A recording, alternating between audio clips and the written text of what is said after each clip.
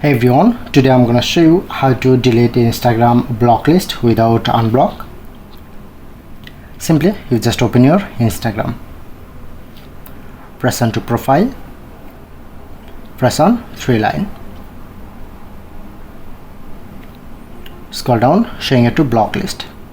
As you can see, I'm already at 2% in my block list. Press on, but they are not showing it to exactly this option to delete your Instagram block list without unblock. Just use another tricks. So go back, go to your main settings page,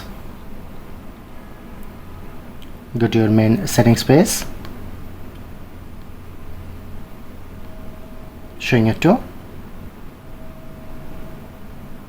you get help option. Press on report a problem.